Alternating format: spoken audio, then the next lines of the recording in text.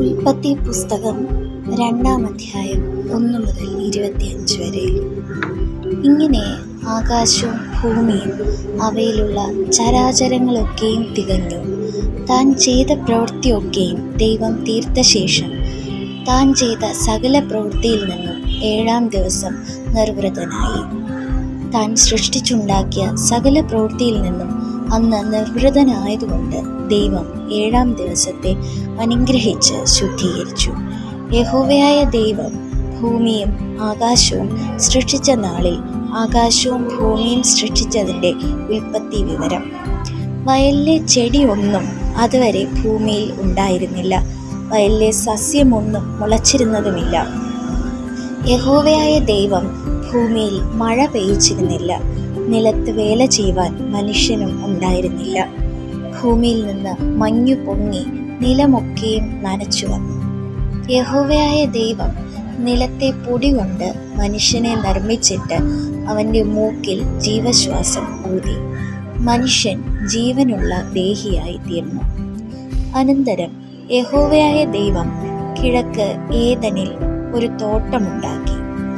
താൻ സൃഷ്ടിച്ച മനുഷ്യനെ അവിടെ ആക്കി. കാൺമാൻ ഭംഗിയുള്ളതും തിന്മാൻ നല്ല ഫലമുള്ളതുമായ ഓരോ വൃക്ഷങ്ങളും തോട്ടത്തിൻ്റെ നടുവിൽ ജീവവൃക്ഷവും നന്മ തിന്മകളെക്കുറിച്ചുള്ള അറിവിൻ്റെ വൃക്ഷവും യഹോവയായ ദൈവം നിലത്ത് നിന്ന് മുളപ്പിച്ചു. തോട്ടം നനപ്പാൻ ഒരു നദി ഏദനിൽ നിന്ന് പുറപ്പെട്ടു. അത് അവിടെ നിന്ന് 4 ശാഖയായി പിരിഞ്ഞു.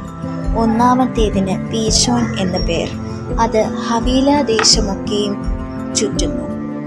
അവിടെ പൊന്നുണ്ട്. ആ ദേശത്തിലെ പൊന്ന് മേത്തരമാകുന്നു.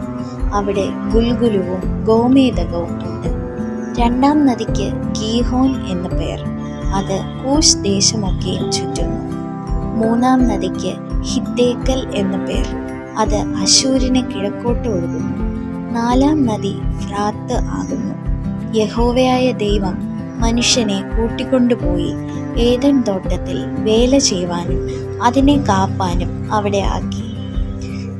യഹോവയായ ദൈവം മനുഷ്യനോട് കൽപ്പിച്ചതെന്തെന്നാൽ, തോട്ടത്തിലെ സകല വൃക്ഷങ്ങളുടെയും ഫലം നിനക്ക് ഇഷ്ടം പോലെ തിന്നാം, എന്നാൽ നന്മ തിന്മകളെക്കുറിച്ചുള്ള അറിവിൻ്റെ വൃക്ഷത്തിൻ ഫലം തിന്നരുത്. തിന്നുന്ന നാളിൽ നീ മരിക്കും. അനന്തരം യഹോവയായ ദൈവം, മനുഷ്യൻ ഏകനായിരിക്കുന്നത് നന്നല്ല, ഞാൻ അവന് തക്കതായൊരു തുണ ഉണ്ടാക്കി കൊടുക്കുമെന്ന് അരുളി ചെയ്തു. യഹോവയായ ദൈവം ഭൂമിയിലെ സകല മൃഗങ്ങളെയും ആകാശത്തിലെ എല്ലാ പറവകളെയും നിലത്ത് നിന്ന് നിർമ്മിച്ചിട്ട് മനുഷ്യൻ അവയ്ക്ക് എന്ത് പേരിടുമെന്ന് കാണുവാൻ അവൻ്റെ മുമ്പിൽ വരുത്തി. സകല ജീവജന്തുക്കൾക്കും മനുഷ്യൻ ഇട്ടത് അവയ്ക്ക് പേരായി. മനുഷ്യൻ എല്ലാ കന്നുകാലികൾക്കും ആകാശത്തിലെ പറവകൾക്കും എല്ലാ കാട്ടുമൃഗങ്ങൾക്കും പേരിട്ടു.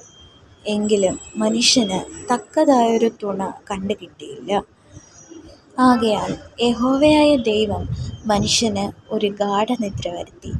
അവൻ ഉറങ്ങിയപ്പോൾ അവൻ്റെ വാരിയെല്ലുകളിൽ ഒന്ന് എടുത്ത് അതിന് പകരം മാംസം പിടിപ്പിച്ചു. യഹോവയായ ദൈവം മനുഷ്യനിൽ നിന്ന് എടുത്ത വാരിയെല്ലിനെ ഒരു സ്ത്രീയാക്കി അവളെ മനുഷ്യൻ്റെ അടുക്കൽ കൊണ്ടുവന്നു. അപ്പോൾ മനുഷ്യൻ, ഇത് ഇപ്പോൾ എൻ്റെ അസ്ഥിയിൽ നിന്ന് അസ്ഥിയും എൻ്റെ മാംസത്തിൽ നിന്ന് മാംസവുമാകുന്നു. ഇവളെ നരനിൽ നിന്ന് എടുത്തിരിക്കിയാൽ ഇവൾക്ക് നാരി എന്ന് പേരാകും എന്ന് പറഞ്ഞു. അതുകൊണ്ട് പുരുഷൻ അപ്പനെയും അമ്മയെയും വിട്ടുപിരിഞ്ഞ് ഭാര്യയോട് പറ്റിച്ചേരും, അവർ ഏകദേഹമായി തീരും.